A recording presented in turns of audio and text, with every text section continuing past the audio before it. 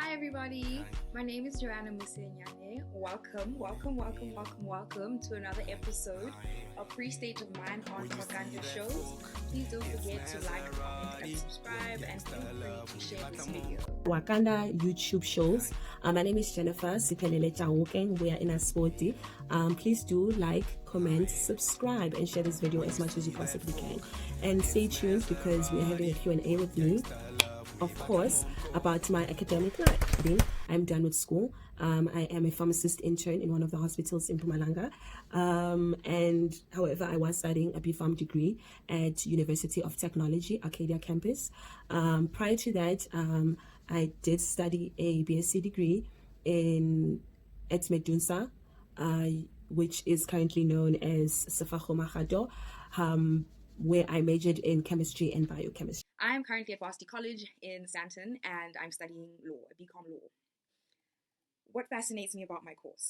I think what fascinates me about my course is what people mostly hate about it, and that's the amount of research that actually goes into it. I think I hate the actual researching part, but the amount of information you absorb and learn as a citizen of a country or whatever you are, foreign national to a country, it's very, very, very interesting and good to know what you're entitled to and what your rights are and what your duties are as a legal personality.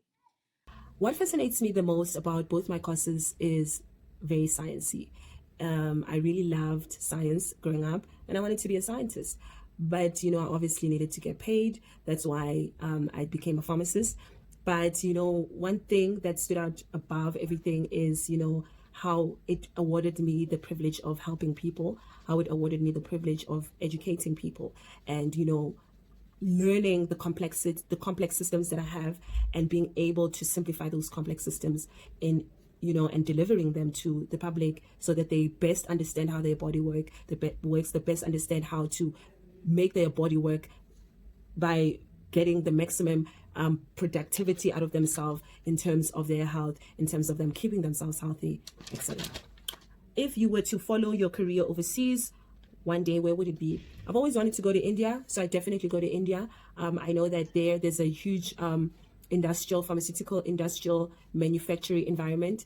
So I definitely go there, where I'd be able to be involved maybe in manufacturing as well as production of raw materials or extraction of raw materials in order to compound drugs and be able to maybe deliver those raw materials in other countries. So I definitely go to India for that.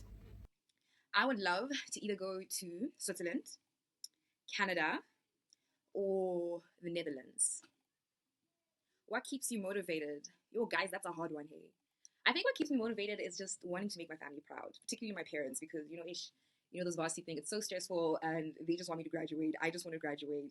But obviously, I want to graduate well. You know what I mean? So I think that's my biggest motivating force at the moment. I just don't really want to disappoint anyone who's invested so much time and money in my education.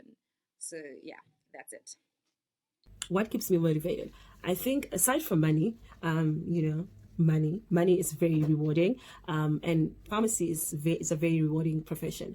I think that for me, having to make a promise to yourself about what you want and setting that goal and achieving it is the most thrilling thing. So, I know that if I choose a certain path, make a decision, make a goal, and I achieve it, that goal that I've set for myself, that's more than enough motivation for me. It keeps in my dreams everywhere I go, constant reminder that that's something that you wanted and now you have to get it. If we have a platform of doing a variety of things, which additional career would you add into your future? If I had, to choose something else that I would do with my time other than, science, it would definitely be maybe motivational speaking, or even, any environment that awards me to exchange information. Whether it is motivational speaking, it is becoming a lecturer, it is becoming a teacher. I think that I love to learn and I like the process of learning and I like the process of exchanging information from the receiver to the recipient. And, if I were to be given that honor, I would, without a doubt, embrace it wholeheartedly. What keeps you motivated? Yo, guys, that's a hard one, hey. I think what keeps me motivated is just wanting to make my family proud, particularly my parents, because those varsity thing. It's so stressful, and they just want me to graduate. I just want to graduate, but obviously, I want to graduate well. You know what I mean? So I think that's my biggest motivating force at the moment. I just don't really want to disappoint anyone who's invested so much time and money in my education. So yeah, that's it. Today we have a platform of doing a variety of things. Which additional career would you add onto that to add in the future? You know what? I would really love to be in front of camera, like film production. I would just like to be a different person. You know what I mean? Be someone other than myself. Not that I'm not comfortable in my own shoes, but to truly like embody a character and portray it in a way that's convincing to everyone. I just find the whole art of performance so beautiful and so fascinating. And that's something I'd really, really love to get my fingers into. Which amendment and law would you change about violence and rape? I would definitely I would cut off bails, period. I would definitely cut out bails and give maximum jail time. If you want to act like an animal, then you should be treated like one. So I would not award suspect rapes bail time. And if you were to be found guilty, you would definitely get maximum time without, probation, anything like that. Gender-based violence. If you're in Parliament, which amendment would you change the laws with regards to violence and rape? Okay, I know there's a whole lot going on with gender-based violence, women and children abuse, and the likes. And in the future, I would love to be an advocate for women and children's rights. And I think that's kind of why I'm studying going the whole law route. And in terms of legislature in South Africa, I don't even know where to start. I only know there's the Domestic Violence Act 116 of 1998 of 1998. First of all, it's 1998. Guys, we're in 2020. I'm sure there's a lot of amendments that need to be made because, you know what I mean? I haven't researched extensively far and wide on it, but I just know of a lot of situations where women report violence or abuse in their households, like domestically, and they're given a protection order and then go home. Like, you're supposed to go back home to your abuser. Everything changes if your abuser or your husband or your partner doesn't have a criminal record of any sort. You know what I mean? They could face 0 to no charges. If they end up behind bars, they could get out on bail for like 500 rand. Like, what is that? Everyone is a first-time offender at some point.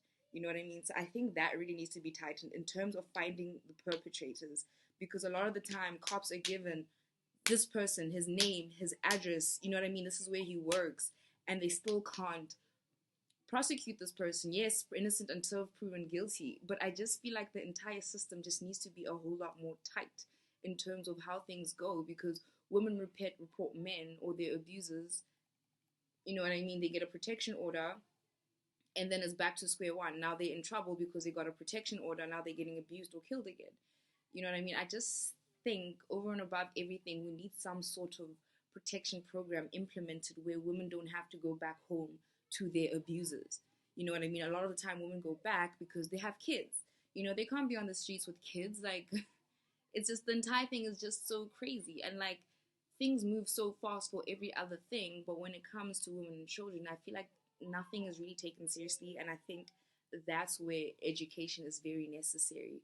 We need to shed light on the issues, how to deal with the issues, how to prevent the issues, and what your rights and duties and what you have to your disposal if you're a victim or a survivor of any kind of abuse. That's it, guys. Thank you so much for watching me. I had so much fun recording this. Please don't forget to like, comment, and subscribe, and don't forget to share the video. And peace, love, and happiness. Bye.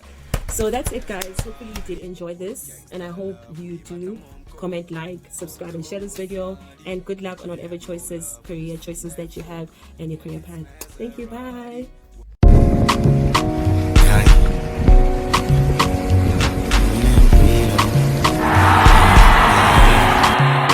When you see that fork